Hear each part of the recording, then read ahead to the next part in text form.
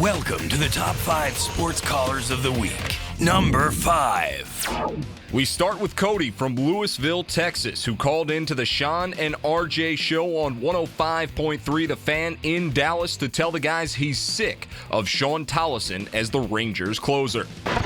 Good morning, guys. I just have to call to say I am sick of Sean Tollison, and who isn't right now? Each win is valuable, even this early in the season, and he's just giving up too much of them. Bannister needs to not trust him because no one else does. He's the only one that seems to trust Tollison, and he dropped Prince Fielder from the lineup, in the lineup. He needs to drop Sean Tollison from the closer role. Totally agree, man. Totally agree. We had so many great storylines. Matt Bush was lights out again for more than an inning. Ian Desmond could have had the heroic home run for the second time in 3 days. Beltre hit a bomb from one knee. Mazzara went deep. All these great storylines messed up in the ninth by the walk-off grand slam. Number 4. Nicole from Hampton, Georgia, joined Dukes and Bell on 92.9 The Game in Atlanta with her theory on why Kevin Durant could join the Hawks. Thank you. What's up? I was just commenting. I think people in Atlanta are already defeated. They're not even saying like they think we can get KD. But let me tell you why I think we can get him. Because he'll never come out the West between Golden State and the Spurs. So your best move is to come to the East. The Hawks is only a few pieces away. So if he came to Atlanta, he's already in the game to be a contender. And LeBron know that too. You're right. We're not finna just say, oh, well, he won't come here. It's a lot of reasons for him to come here. The Hawks just need to put a campaign together to get him to come here. In Atlanta, you got a lot of power, too, in social media. Y'all don't realize a lot of athletes love the city of Atlanta. All we got to do is just put, like, Ludacris and T.I. them, all these guys together to sell the city. You know what? I'm saying? So he can come here and win a championship in Atlanta. Number 3. Luther from Philadelphia hopped on with Mike and Ike on Sports Radio 94 WIP because he disagrees with Ike's statement that the Sixers should trade Jahlil Okafor. Most of the time I like to agree with Ike, but he's killing me here, man. What happened? Talking about trading Okafor. Yeah. Come on, man. You got a guy 20 years old. All right, here we go with the age again. I got news for you, Luther. Everybody is 18 and 19 coming into the league now. But everybody ain't averaging 17.5. 17.5. How many wins did that get us this year? Huh? How many wins did that get us this year? 17.5.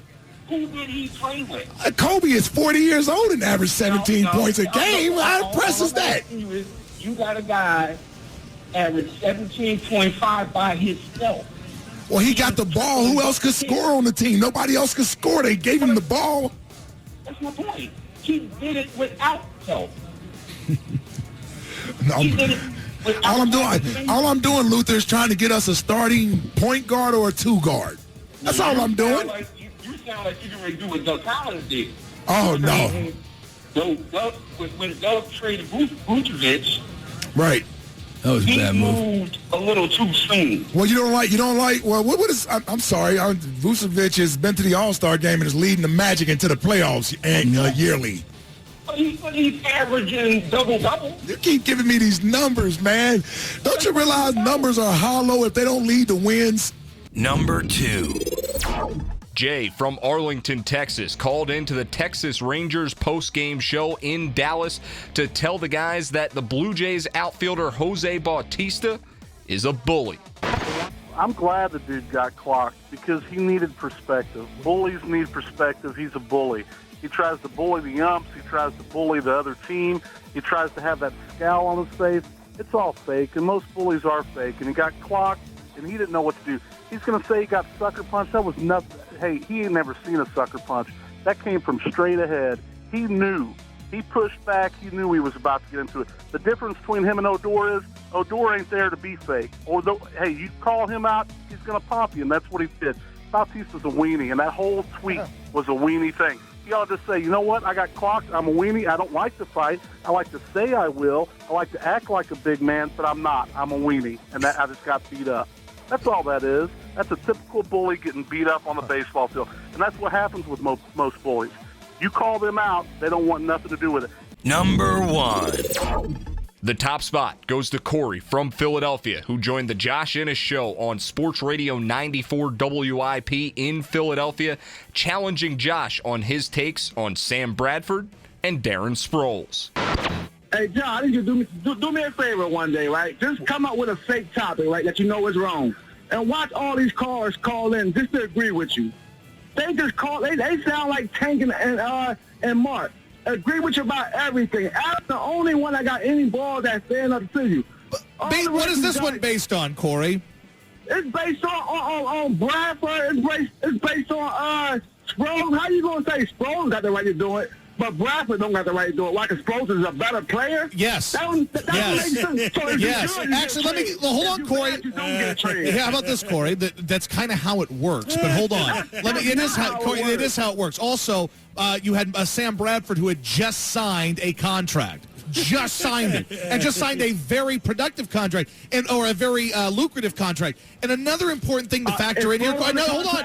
And another important thing that factors into this is the locker room. And I assure you that players in the locker room look at different contracts differently, and they see them. They know who's making what. And when players in a locker room see Sam Bradford getting a $30-some-odd million contract after doing nothing in his career, only to turn around and complain about it and want to be traded, then you see Darren Sproles, who's a multiple-time Pro Bowler. I believe an All-Pro at some point in his career as a returner. I think I might be wrong on that. But Darren Sproles is a baller. He's a veteran, and I don't think anybody in that locker room would view him in any way similar to how they view Sam Bradford. That's how I'm looking at it. Is Sproles under contract? Yes.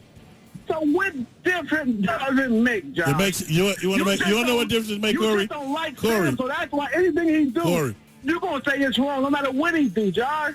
Now, Cory, we wouldn't have said nothing was wrong with him had he not took $24 million guaranteed. I'm glad I got you on the phone. I'm glad you got me on the phone too, because I have my own opinion, weirdo. And then the fact is, you don't have your own opinion. Yes, I do. I like you a lot, Tank. No, you don't. But if you go back and play 10 tapes of the show, any 10 tapes, I don't care what you play. Tapes you want. You agree with him. You agree with him every single time. If that's my opinion, that's my opinion. You're not telling me it's impossible. If that's my opinion, the same way he thinks. You know what's impossible, Cory? But on every single what's thing, impossible, Cory? You know I'm right. Come on, man. You know you're wrong. That's why you're yelling. Tune in every week to hear the wildest callers and the wittiest banter as CBS Local Sports brings you the top 5 sports callers of the week.